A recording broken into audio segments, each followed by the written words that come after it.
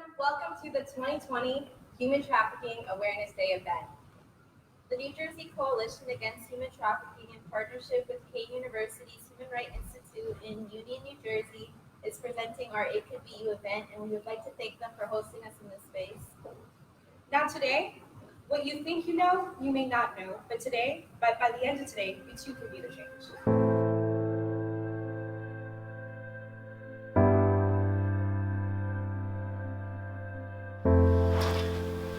Have you ever kept a secret for somebody? Yes, I have. So, have you ever had to keep a secret for a friend? Yes, of course. Have you ever kept a secret? Yeah, Have you ever kept a secret for somebody? absolutely. Have you ever felt like you couldn't go to anybody? Like you couldn't trust somebody? I didn't think that I couldn't trust someone with it, but I didn't know if it was appropriate necessarily to share it with other people. Have you ever felt that you couldn't go to anybody to talk to, somebody you can trust? Yes. Yeah.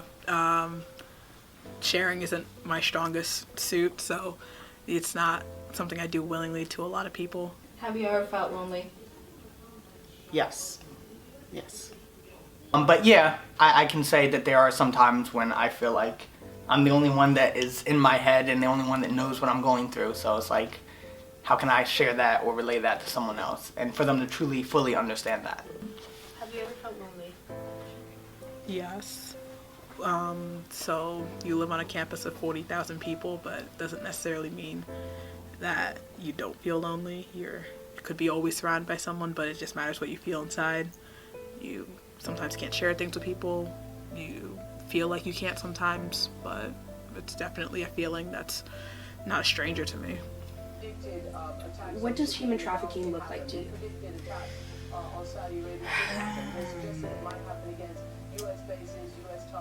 Someone using someone else's body or someone else's person for money, for some monetary benefit, whether it's sexual or just labor, essentially what I define it as. What does human trafficking look like to you? It doesn't have a certain look. I myself have met victims of human trafficking. They were a part of my life that I didn't even realize that they were in this situation. It could mean something sexual, it could mean something just abusive.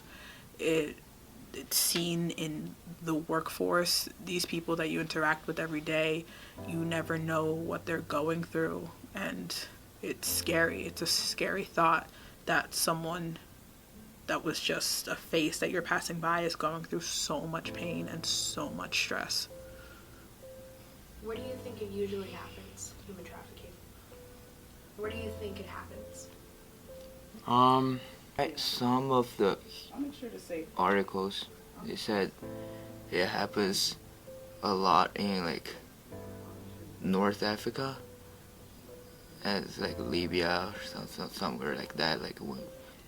I think that there is a misconception that it happens only in underdeveloped nations, but I'm sure it happens here in the US, but Who do you think it is most likely to happen to? I think it's most likely to happen to, I think it can happen to anybody, but I think it most happens to people who don't have enough money to be able to support themselves.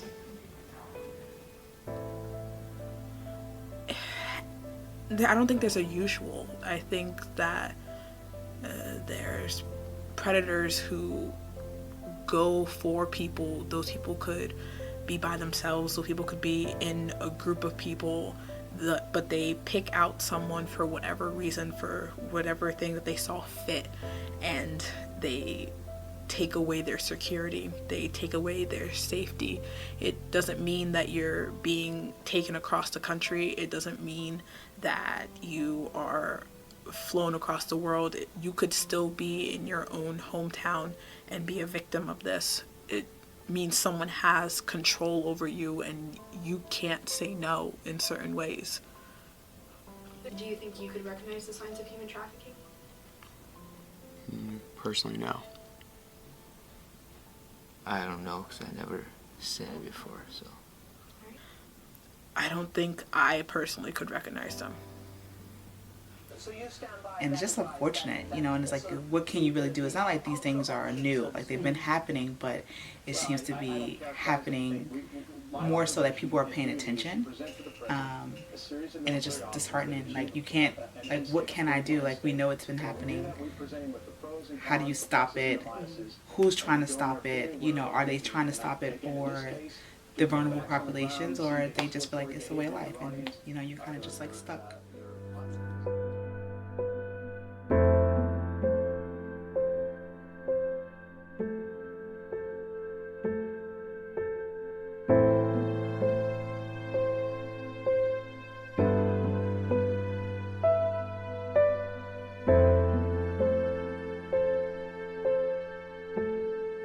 Human trafficking is the business of stealing freedom for profit. In some cases, traffickers trick, defraud, or physically force victims into providing commercial sex. In others, victims are lied to, assaulted, threatened, or manipulated into working under inhumane, illegal, or otherwise unacceptable conditions. There are two types of human trafficking. Labor. Labor trafficking is the crime of using force, fraud, or coercion to induce another individual to work or provide service. Common types include domestic work, restaurants, cleaning services, and carnivals. Sex trafficking, which is the type that you most likely have heard of on social media or in the news, is the crime of using force, fraud, or coercion to induce another individual to perform commercial sex. Common types include escort services, illicit massage businesses, brothels, and outdoor solicitation. So some New Jersey statistics. Since 2005, the year New Jersey's human trafficking law took effect, through December 20th, 2018, Atlantic County recorded a state high of 24 human trafficking complaints and 14 indictments or accusations, according to the state New Jersey General's Office. In 2018, 224 cases of human trafficking were reported in New Jersey, up to 73 in 2012, according to the National Human Trafficking Organization, the Polars Project, which pulls statistics from the National Human Trafficking Hotline.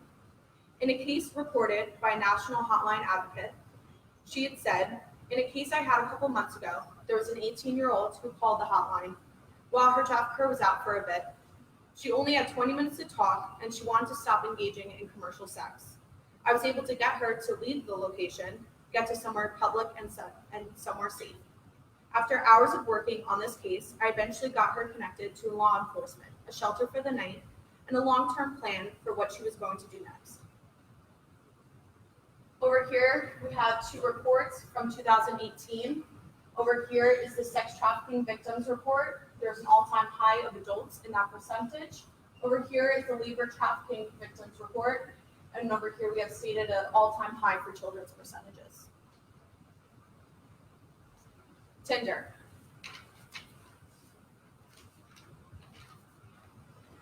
It is known that many dating services allow teens under the age of 18 to register.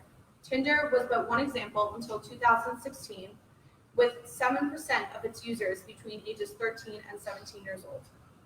However, Tinder's new age minimum is 18 years old, but that does not stop teens from lying about their age. In a situation reported by a New Jersey high school student, Jenna created a Tinder profile when she was 17 years old. Using the dating app's toggling age form, she chose the age of 18, the youngest available option, and wrote actually 17 in her profile. This was a common practice at the New Jersey high school where she attended and was a senior, and her best way to swipe into culture and promises accessed by intimacy and acceptance.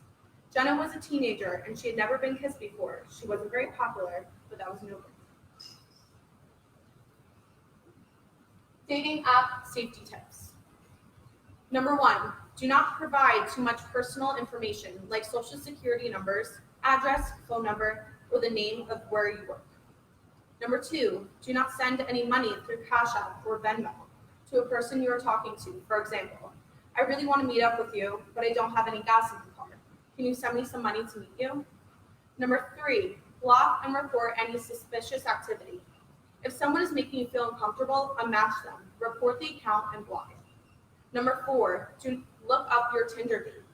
Do a quick Google search. See if any information comes up about them. Number 5, if you deem your matches unsafe, meet up with them in public first. Great examples are Starbucks, Panera, any local restaurants. Number 6, tell a friend or family member about your date plans. Set up a code word or text message to your friend, or call 911 if you feel unsafe.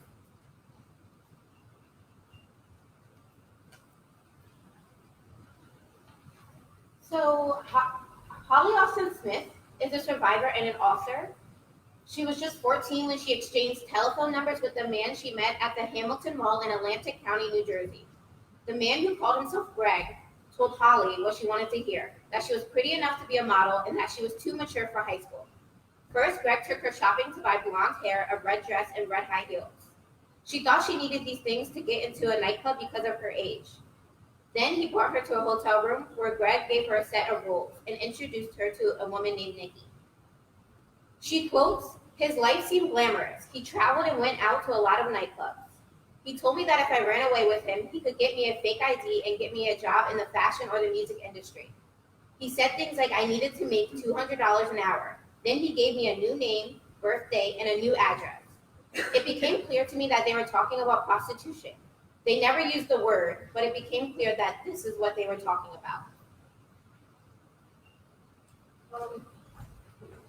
Based on our Google research, we found a story about a veteran man who used drugs, money, and friendship to lure vulnerable young men into prostitution. According to the charges, he ran human trafficking rings out of his Newport Avenue apartment.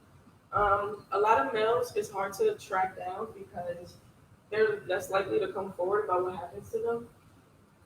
The Demorrow Vice President of Helping to Educate and Advocate Against Trafficking said, "We absolutely know it's out there," she said. "Everywhere that you see sex trafficking, you'll see the trafficking of boys." And based on our research about missing persons report, when a child goes missing, usually it takes 48 hours to report. Within these 48 hours, families are worried about where their child could be and what has happened to them. Many children in New Jersey are reported missing, and the majority of children have not been found. Here we have Reina Santos Asenio, a 16-year-old from Union County who has been missing since October 23rd, 2019. In the report, it states that Reina goes by the last name Arelis, which is a sign that she could possibly be a victim of human trafficking, and her trafficker has changed her name. On the other hand, we have a story. We have a young 16-year-old from Bergen County. Her name is Camila Michelle Jimenez. Although Camila has been found, she is known for constantly running away.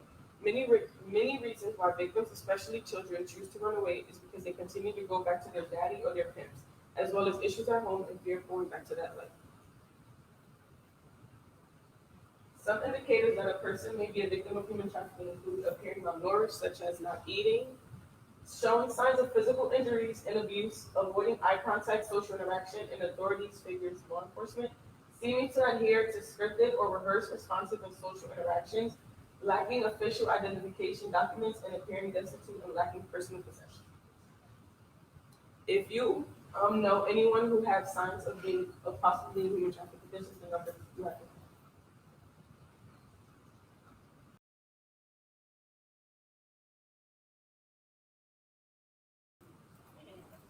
Hello, ladies. How are you? Sorry, we're not interested. Would you like a free makeover? No, we just Oh my god, I love your hair. I've never seen it like that before. Really?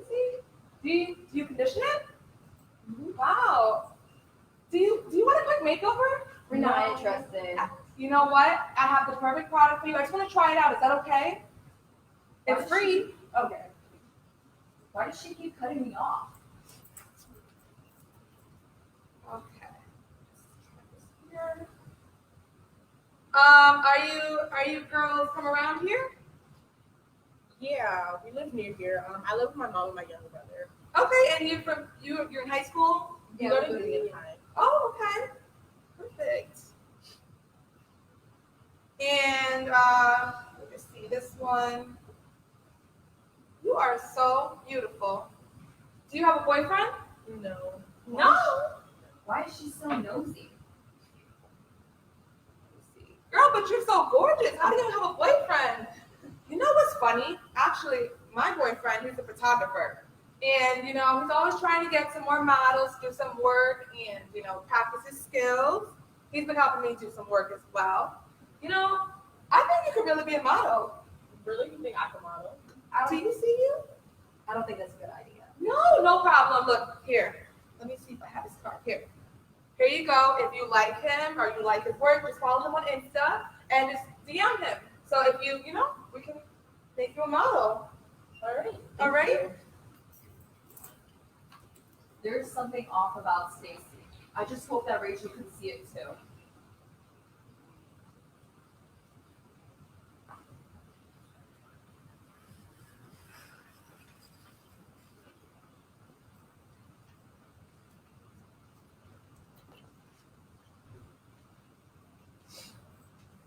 Hey, do you remember the girl from the mall?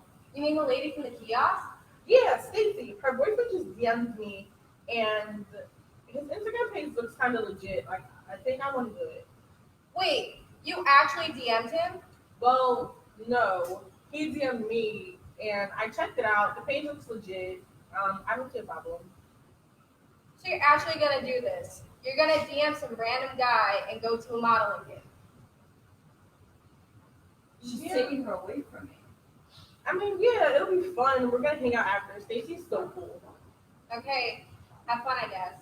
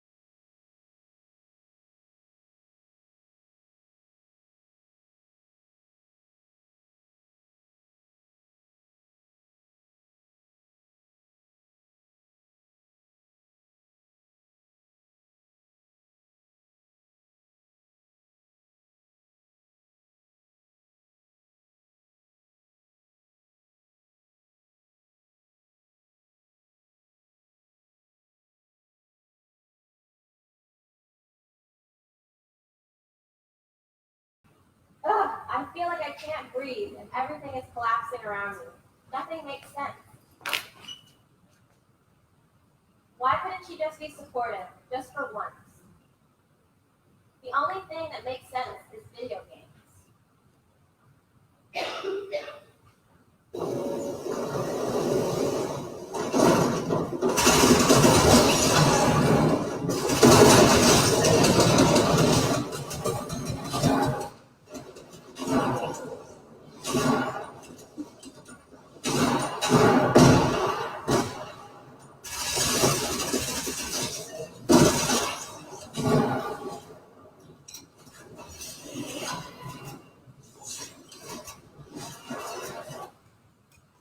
Why couldn't life just be like a video game? It's predictable. I don't have to pretend. I can be whoever I want to be, and my friends online accept me. I'm accepted for exactly who I am. Instead, life is like standing on sinking sand. You're slowly being devoured, inch by inch, by the people who are supposed to love you, so you're ultimately gasping for air, and your life is over.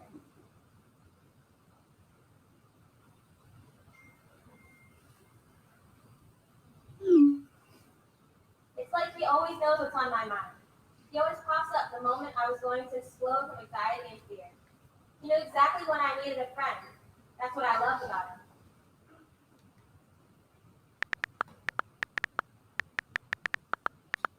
He's right.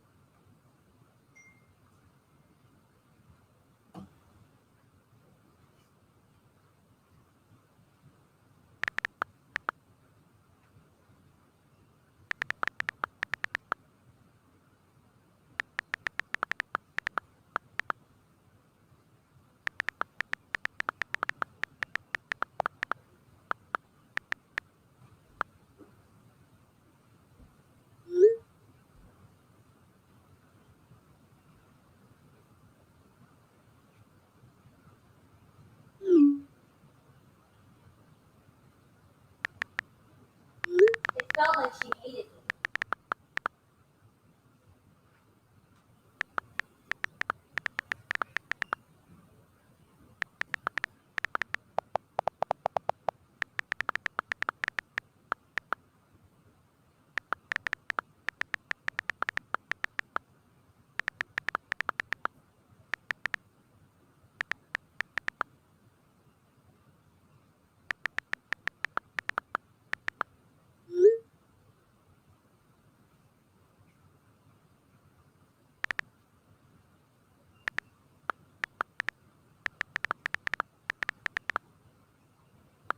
We played for hours.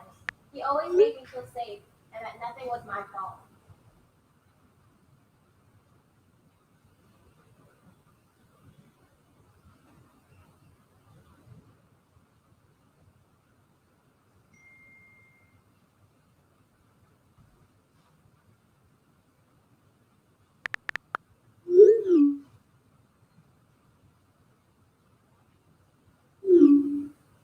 Did I trust him? Yeah, I did.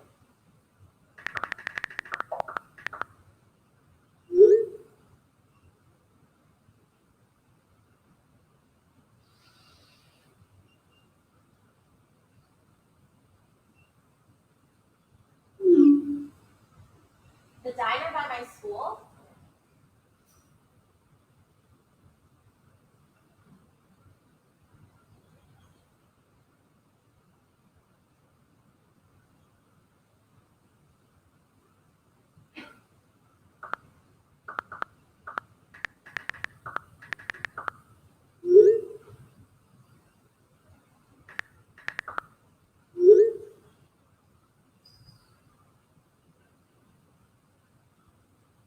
I really don't know about this.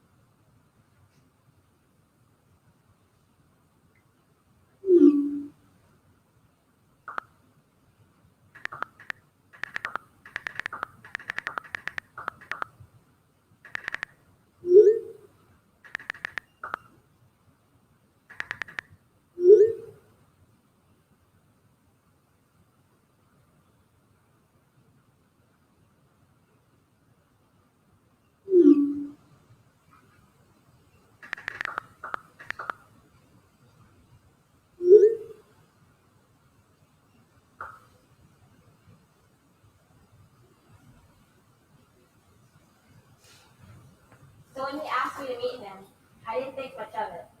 He was my friend. I trusted him. But he lied. Union High. And hello, Kane University. Mad excited out here.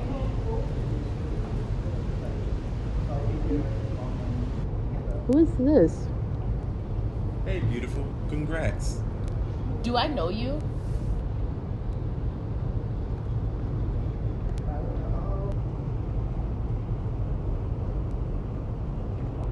Sorry, my name is Nick.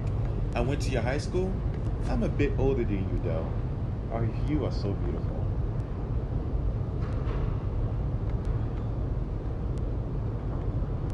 Aw, he thinks I'm beautiful. But this feels so random, though. That's so sweet of you. So, are you going to Kane? Where's he going with this? Yeah, I am.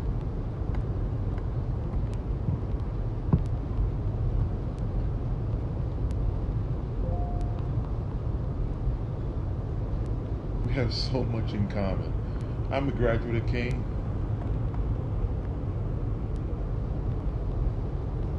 What are the odds?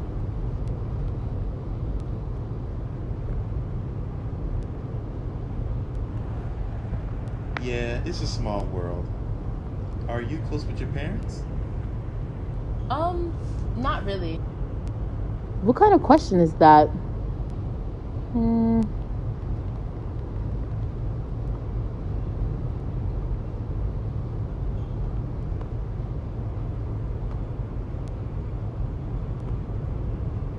Oh, same here.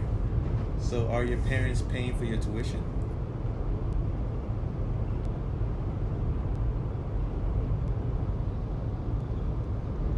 That is such a personal question. Maybe he's nervous and doesn't know what to say.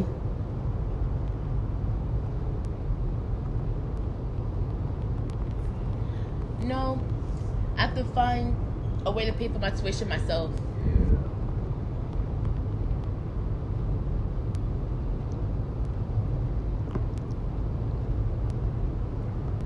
Wow, I feel bad for you. Feel bad for me. That's just life. I just feel like a girl like you shouldn't have to worry about paying for college. You deserve to be taken care of.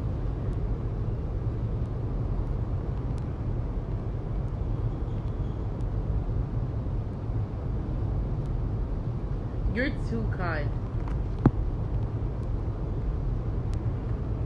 Maybe a little too kind. Let me look up his account. Nick, grad student at Kane, get money. He has 6 followers, but he's following 24 people with no post. Yeah. This guy seems a little sketchy. Hold up, let me. Why don't you post pictures of yourself?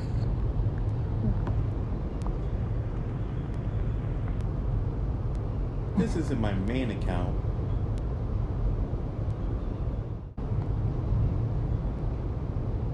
I'm using this one just in case you reject me.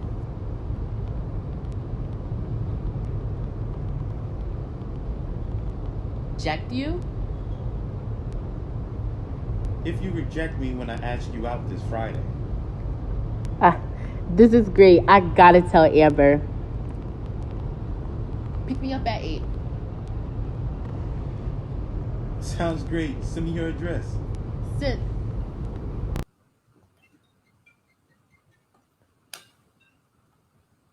Sis, I was just about to call you. About what? What's going on?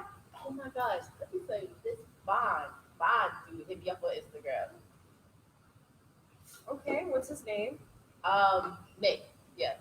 His name is Nick with the K, not with the C. Do you know his last name? Girl, we were so deep into conversation, I didn't even think about asking his last name. She's going out with him and she doesn't even know his last name. Alright, that's a little sus. You got a picture? Oh, of course, girl. Hold up. I'm gonna send it to you. Just give me 1 second, okay? Okay. All right, hold on.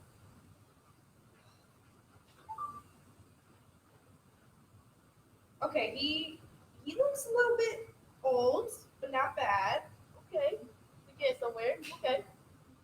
And Are you? Where do you know him from? Like, did he go to our school? okay, so he said he went to Union High, but apparently he graduated like a year before us, something like that. But he's in graduate school at King. Graduate student. Sis. Alright. Okay. Alright, just let me know how the date goes. Alright, when you got the chance. Oh, I got you. I got you. Alright, because we got to talk about our roommate stuff. Oh, you already know Cougars. Class of 2024. I got you, sis. Yeah, but we need to figure out who's getting the coffee machine and stuff. I know. Alright, I'll see you soon. Okay, Bye. I'll talk to you. Bye. Amber goes to see Maya way after the movie. Hey, sis, what's up? How you doing? Alright, so I created a list, what we need for the dorm. Oh my gosh. So I'll get the coffee machine, you get the vacuum. The vacuum. Yeah, Vacuums cost money. Why can't we just get a room and dusty after use? quality of life. Quality of life. Alright, You that's broke students about to eat ramen and you want to get a vacuum. yeah, because you're dirty. I'm dirty. Yeah, be happy I'm making the exception. Oh, how about? Wait. How was your date? I always forgot. Don't think I'm gonna slide. What's going on? Okay, so so you picked me up, you know, you dropped his car or whatever, you know. Oh, so wait, you got, is it his car or his mom's car? Listen, it was a car, okay? He was in the car. Okay. So he picked me up and he took me out to beautiful dinner. He bought me flowers, roses, sis, white roses. Fake roses are real. Why can't you just be happy with me? I am. I'm just asking specific questions. Okay, well, it was real roses. Okay. I think it was his car. Picked me up, took me to a nice dinner, whatever he paid. It was fun. I loved it. It was a great time. All right, that's good. All right. By the way, what are you doing next week? What about if we went to the mall Wednesday so we could get the stuff? And we're getting the vacuum. You'll get our discount, Best Buy. Oh, okay. Or not Whatever. Best Buy. Yeah. Next week. I feel like. Oh, sis, I'm being Nick next week, next Wednesday. But Thursday, hopefully. What are you doing Wednesday with them? They can just take you out to dinner? Yes, sis. He's trying to go see the Lion King on Broadway. Not the movie? Not the movie, sis. The Like the real Broadway, car, sis. like a bootlegged version? No, like them dancing on. No, the real one. I'm sorry, but don't you think that's a little serious? That's like an anniversary gift. I just came from a date where he took me to McDonald's after a movie. Okay, that's your life. Okay. All right. Okay. Okay. Whatever, that's Then not you go me. see Lion King. Okay. Why? Okay. Thank you for being my sis. I love you. I promise you, I will get the room adjusted. And we are going to have fun at King. Okay, so just enjoy my date. Enjoy this old man basket in my greatness. Okay. All right. I love you. All right. I'll see you. All right. I love you. I'll pick you up Thursday. I will let you know Thursday. Second, not Thursday for sure. Okay. Thursday.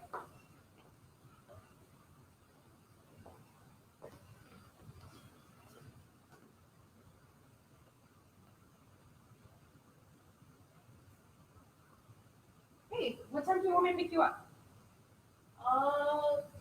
Pick me up. Yeah, it's Thursday. We gotta go to the mall, get the vacuum, not the Justin pan. Very funny. Oh my goodness, I totally forgot. Nick surprised me and we're supposed to do something Thursday. I'm so sorry. What do you mean he surprised you? You've been hanging out with him every day. Can you just be supportive, please? I am being supportive, but we're like moving in like 2 weeks. I know, but it's like last minute, you know, he picked me up, you know, put me on his back or whatever. Yeah, but sis, I can't. I'm sorry. I love you though. Yeah, but like, where are we gonna get the stuff? Like, what about like moving? We have like still- orientation like tomorrow. I know, I'm going, you know. It's a big school. Like, they're not going to miss just one person on the orientation. But I don't miss you. I don't know anybody else. That's why you're my roommate. Sis, it's going to be fun, okay? That's what you said. You said that the last time, but now you're not meeting with me Thursday. Okay. I got you next week, okay? Are you sure? I'm positive. Look, I gotta go. Okay. All right. Okay. Bye. Bye. It has been nearly 3 weeks since Amber has heard anything from Maya. Maya hasn't returned any of her calls.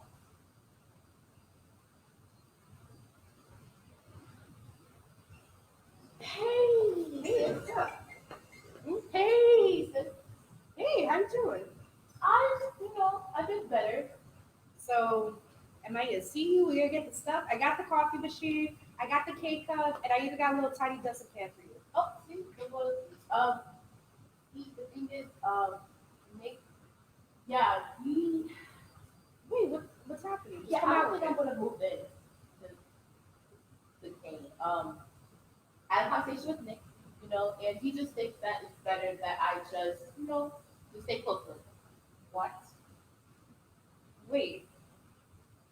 What? I need you to bring me back. What do you mean Nick thinks it's a better idea? What do you want? This is what I want, okay? Just be happy for me. And I'm trying to figure everything out, but he just thinks that right now it's just better if we just, try to see what this goes. When can I actually meet him in person? Like, you're making all these decisions. Soon, I promise you. Look, they just got here and I gotta go.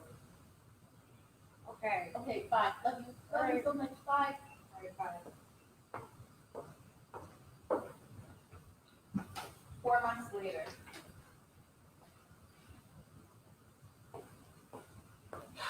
Hey, what's up? Where you been? Hey. My non-roommate? Yeah, bye. Did you get that moving dusted?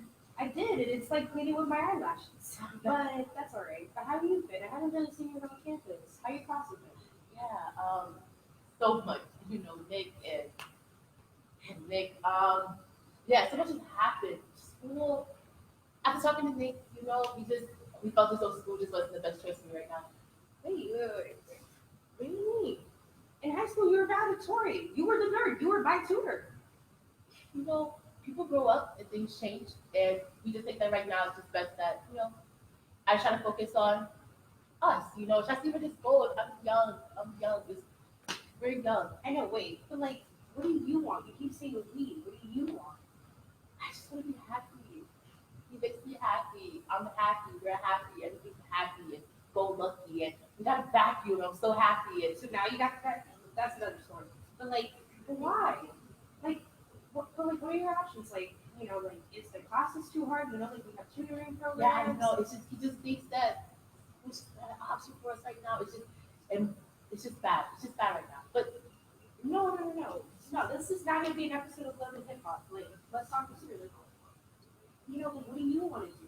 Like, it's okay. You could go to school part time. Like, if you don't want to be there, you could probably go to a different university. How about I buy you coffee? Love you, cream. Starbucks. All right, come on. this is why I you're know. stuck. Because, See, this is what happens when you stop coffee. yeah, I mean, Nick hasn't gotten coffee and drinking water and shakes. So That's I'm not nasty. sure. That's nasty. Can you please tell us a little bit about what you do and introduce yourself a little bit more? Sure. My name is Janika Ali. I'm the Assistant Executive Director at the YWCA in Union County. We are a domestic violence agency, and prior to my work at the YWCA, I worked at Polaris Project, New Jersey, when that office was open. It's now closed and only open in Washington, D.C. I served survivors of human trafficking who were minors, adults, foreign nationals, and people here from the United States. And then I worked at GEMS, which is Girls Educational Mentoring Services in Harlem. And I served girls from all 5 boroughs who were ages 12 to 24 years old. I was the clinical manager. I had a team of 7, and we served about 200 girls. So from from what you've seen today, there's obviously signs, there's some misconceptions. What are some misconceptions that you came across that are common when it relates to human trafficking, whether it's to young boys, young girls, of any age? I would say the first common misconception is that people, they watch the movies and they think that, You have to be kidnapped all the time. You have to be taken out of the state, or you're just a foreign national from another country. Those are, it can be true, but there's a lot of people who are U.S. citizens who this happens to, and what was depicted here was more accurate, and it was more about the grooming and what we call the boyfriending method, which is, what you guys depicted beautifully over and over again. So, talking about like methods and like lures and that sort of thing, are there any other lures and methods that traffickers tend to use? So a lot of what I saw in my work with girls and actually young boys were a lot of the kids that we worked with were in the foster care system, or somehow they were lacking something from home. And so, like these young ladies depicted, they're really looking for the vulnerabilities. So I would say definitely online is a component, but we had some girls who unfortunately were being recruited by people of their own age. So I saw even an older woman recruiting a girl who was 15 to recruit other girls. So why do they do that? Like, why is that so common? That I would say, traffickers or pimps, whatever you want to call them, they're always looking for the next best strategy. They are business people. They're looking to make more money, quicker money, and they're always looking for these strategies. So having a young girl who, the 15-year-old that I mentioned, very bright young woman, she herself had a business mind, entrepreneur mind at 15 years old. They saw that in her, and they saw that maybe they can capitalize more on her skills and her gifts rather than her working in the life, which that's what we call it. It would be better if she were on the business end. So they're strategizing based on people's deficits and based on people's strengths. So it's kind of like a business to them, right? Yeah. So who are the traffickers? Because obviously it can be a young girl, it can be an older woman, it can really be anyone. Yeah, it definitely could be anyone. We always think of pimps, like if you think of a pimp, you think maybe a man of color, right? Who has like a pimp coat on with the cane. That's not, that's like, a lot of social media and media have played into that stereotype. That's definitely not it. You have young guys, 18, 19, and you have the older ones, 40 years old, and then you have the young girls. And actually, in the LGBT community, I worked with some girls who were transitioning from male to female. And they said that in the ball scene there, they were really being taken advantage of. So they had like a house mom, and that house mom was their trafficker. So she's like a leader. Yeah, yeah. And it's all about what these young people depicted was building trust and just trying to fill the need of the young person, whatever the vulnerability is, trying to fill that need.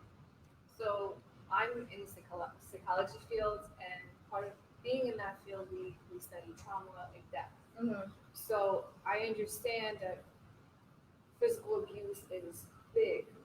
People go through, I heard that some traffickers put people through drugs, and they go through physical abuse, physical trauma, like rape and whatever. And I understand that it affects the body, like the body remembers. Can you tell us more about that? Like, how do the victims deal with it afterwards, during? Yes. So I would say with trauma, there's, many of you might have heard the term dissociation. So a young woman might dissociate from her body because at this time, there are some girls that I've met who had to service 10, 15, 20 guys a day. And can you imagine how the wear and tear on your body and psychological, mind at that point? So you're really, and traffickers know this. They want to play into that. Girls will say, I'm numb. I can't feel anything, and so it's true. And so they might, use alcohol or drugs, but it might be the pimp who's introducing that to them, and for the young girl that I was mentioning, she was talking to me about, her and her friends like holding like sex parties, and there'll be drugs and alcohol there, definitely. It for them, it just made it easier to go in and turn that trick, you know. So, what are some stigmas that tend to stick with survivors that kind of hinder their relationships with themselves and other people as well? Well, there's a lot of stigma. I mean, this is the reason why a lot of victims don't exit the industry, because they feel like they no longer fit in. So if you can imagine, if you've left high school or you've left college and you're no longer engaging, like, quote unquote, they say square things that are normal to you and I, they have a different world, different life. So some girls were saying, when people are getting up for work and going to work, they're just basically kind of like coming off their shift, right? So they don't feel like they fit in. People look down at them and think that they're dirty and nasty. And so, pimps are saying that to them as well. It's about the psychological abuse. So they're getting this stigma from outside, from us looking down on them, if you could even tell, right? Sometimes you can't. And then from the pimps saying that they're, nothing. And so they begin to believe that. And so to try to come back into society it's very difficult. You've missed some education. Maybe you don't know where, you're ashamed to go back home because your family's looking down on you. You don't know how they're going to accept you. Maybe you were fleeing from abuse from your family. So you don't have that support system. And so it's very difficult to come back in. And even when you have support of, let's say, an agency like Polaris or GEMS, it's still hard because those are service providers. They try to create, even like in New Jersey, we have the wraparound model. They try to create all the resources and the support possible, but it's very difficult.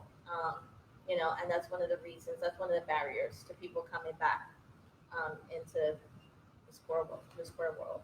Yeah. Yeah, this is part of the reason why, because of what you said and because of what we did, we're trying to bring awareness, because it really could be you. It could be anybody at any age. So it's very, very difficult. So we are targeting high school students and at middle school, going into college as well. So what are important things that you would advise high school students to be aware of, like the most important advice that you would give them? I would say, just like the young woman and gentleman presented, is like, check who's in your DM. You know what I mean? Check who's hitting you up on social media, because it is that cute guy. It's that suave guy who like wants to give you that attention. Maybe you don't feel pretty enough, and he's telling you that you're cute. You know what I mean? He want to take you out, and I would say, like, it's really hard because you want to go out on dates, right? Like, you want to, especially if somebody cute is hitting you up. Yeah, you know what I mean? And so, especially, even if he's taking you, out, I would say definitely keep the dates in public for a minute until you really, get an idea of who he is. And they're very cunning and conniving. So it's, it's very easy once you feel like that person really understands you and you begin to trust that person a little bit. It's easy to kind of like go along with whatever they're suggesting. So they might say, this party is loud. Like, let's get out of here. I just want to talk to you. It's loud in here. Let's step outside. That makes sense, right? You want to talk to him, like you want to talk to her. And I don't want to leave out the female pimps. No, you want to talk to her. And so you want to be by yourself with that person, and you just don't know. And so I would look for some of the red flags that these young people have presented. So they're asking a lot of personal questions. And I would say, if you feel like you have issues at home and you want to talk to somebody, right, that would be the person who's going to ask you a lot of questions, right? Like, oh, you don't feel understood at home. Tell me more about that. And the pimp or the trafficker is trying to get to understand that deep hurt that you have so that they can use that to manipulate you. So, I would say take more time to develop trust. Trust is not developed over 1 or 2 weeks. It's developed over several months. And as young people, I know that we like everything quick, and I'm putting me in there because I want to think I'm young. But like we want everything quick. We want that instant like love. But that's exactly what they're playing on. You know what I mean? So, traffickers, like you said, they don't have an age. They don't, they could be any sex. So it's really hard. I would say take your time if that can give you any advice. It's interesting. So let's say a parent suspects trafficker, some sort of trafficking happening. Um, what steps should he or she take, or whether it's a friend or somebody close? What are the steps that are necessary to take to kind of prevent them going further? If it's like in the beginning stage, Yeah. like you say, you would never know. It's hard to really prevent it. I would say definitely making sure that you're asking questions and being supportive, but not being too pushy. I think somebody mentioned that in the audience. Because sometimes when you feel, the person feels like you're questioning their relationship or the person that they're talking to, they might actually distance themselves from you because they feel like, oh, you're just like jealous or you want to break us up, like you're hating at this point. So, I would say continue to listen and be supportive, and you look out for those red flags. I would say the national hotline is a good place if you have any questions, kind of talking through those scenarios and those issues with the person on the national hotline, because they do accept any questions, any things that might come up for you.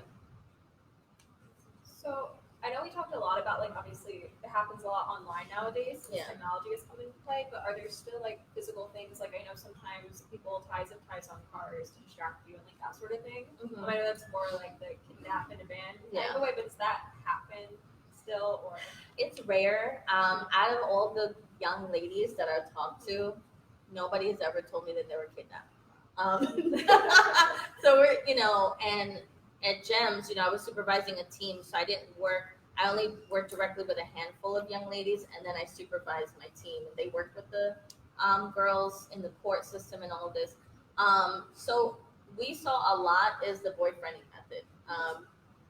These girls really felt like this is my man, this is my daddy.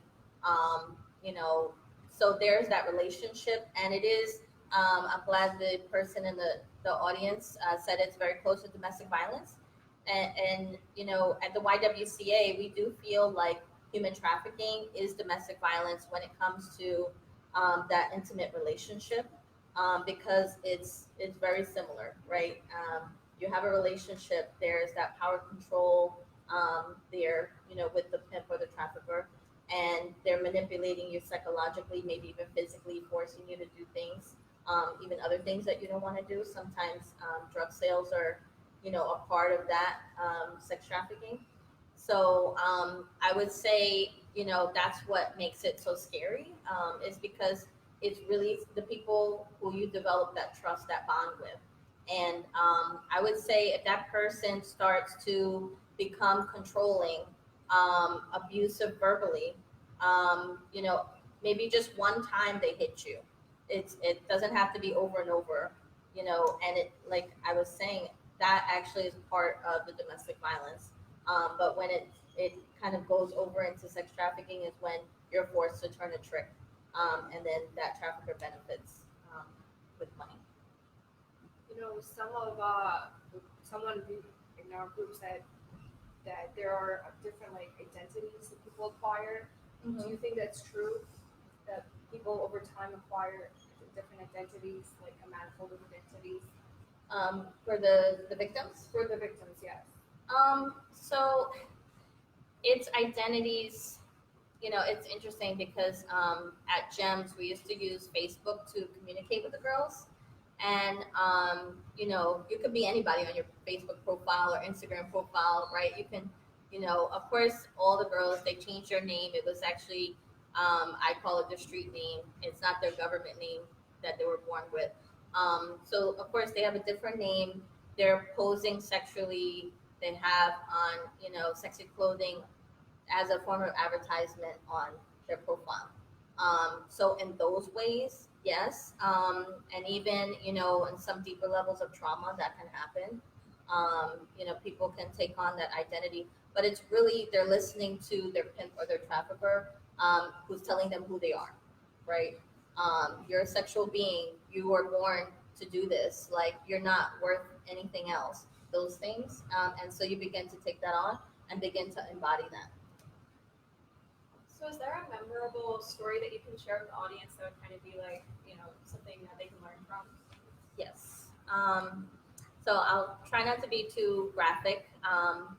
So one young lady stands out in my mind. I'll call her Jennifer. I worked with her in New York at Gems, and she actually, when I started working with her, she was about 21, 22. And by that time, she felt like she was like a veteran in the game, right? She had been around a long time, working in the industry. And she told me her story about how things started happening for her. Unfortunately, her parents were not in the picture. She was raised by two uncles and a grandfather. And so at the age of 4, unfortunately, she was sexually abused by one uncle, and then the other uncle actually started sexually abusing her as well. When the grandfather found out that that was happening, his attempt to try to, save her from that is to have her come to sleep in his bed so that he can watch these guys. But unfortunately, those guys would come and get her out of the bed. So right away, there was the abuse started. And then at the age of 12, they were selling drugs, so they started forcing her to run drugs for them. And then she started turning tricks soon after that, so 13, 14.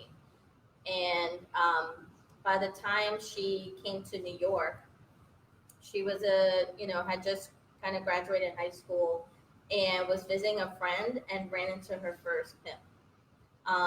She called him, it's like I guess an old term that we use, a gorilla pimp. He used a lot of physical violence to subdue her, and he was very violent. So that was her first pimp, and she had no idea what was happening when she was recruited.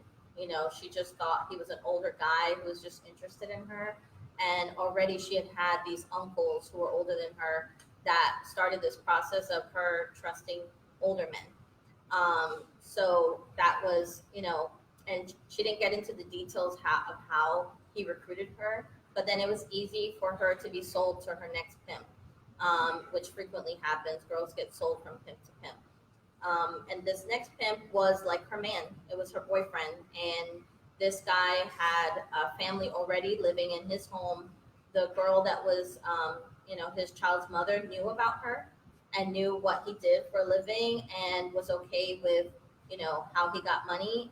And by the time I talked to Jennifer, she was jealous of this woman because he had children. She had children by the pimp. So her goal was to, get a higher status, to, start having babies by this guy. There was that one moment where she was thinking about getting out. And I remember calling domestic violence agencies in New Jersey to get her out of the state. And she agreed this one night. And I remember that the shelters that I was calling were full. And I was just like, calling all around, even New York, to try to, get shelter for her. And, because they were full, she was kind of iffy. She didn't know what she wanted to do. So I was hoping the next day she would still want to do this. And I actually found a spot for her. But by that time, she had changed her mind. So I left that job not being able to get her out. And at that time when I left, she thought she was pregnant by him. So it was very disheartening, but I still have hope for her. She's still young, she, I know that she's tired of the abuse. She's tired of the game. She's been in it for quite some time now. And, I think that everybody has a chance. There's that one moment that somebody could offer the help. It could be somebody who's caring, compassionate, that, she feels like she can trust, either at Gems or somewhere else, and she can get out.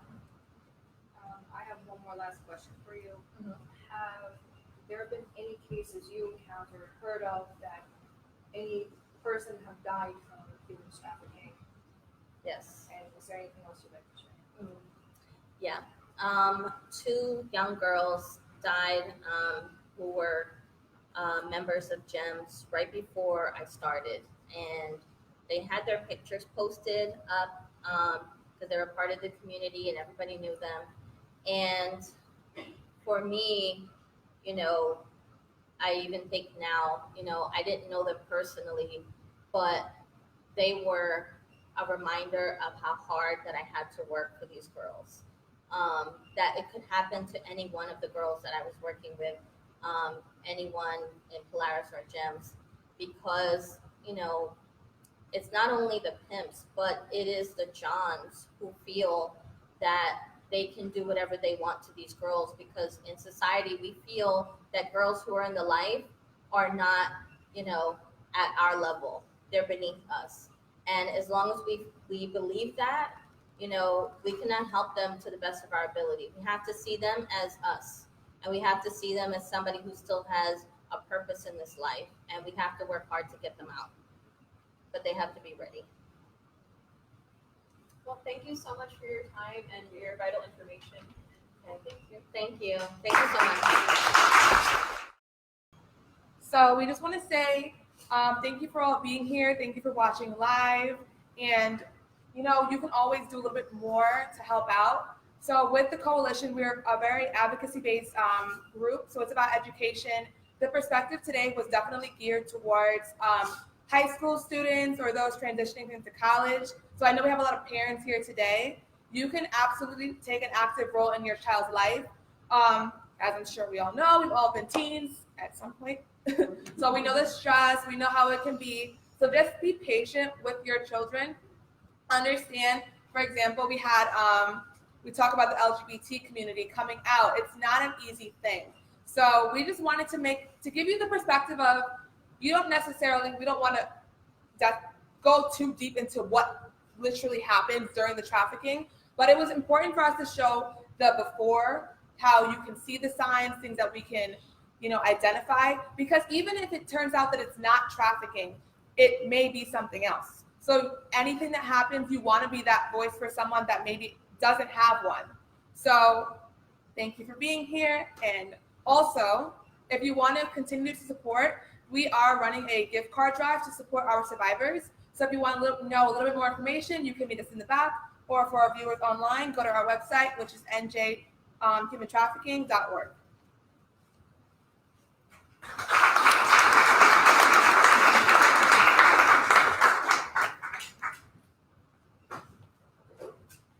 My name is Jayla, and I pledge to speak up when I see something.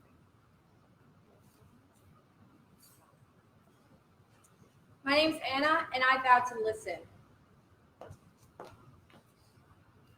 My name's Veronica, and I vow to be a resource and empower others.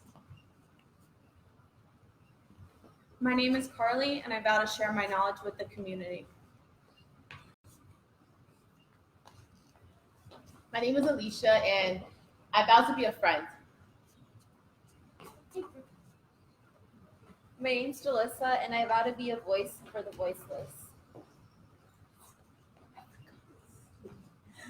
My name is Alyssa, and I vow to stay educated. My name is Lily, and I vow to make a difference. My name's Imani, and I vow to listen. My name is Stephanie, and I vow to end modern-day slavery. My name is Alyssa, and I vow to believe survivors. My name is Michelle, and I vow to be the voice when you can't find your words. My name is Liana, and I vow to be an active listener as well as an example to live on. You are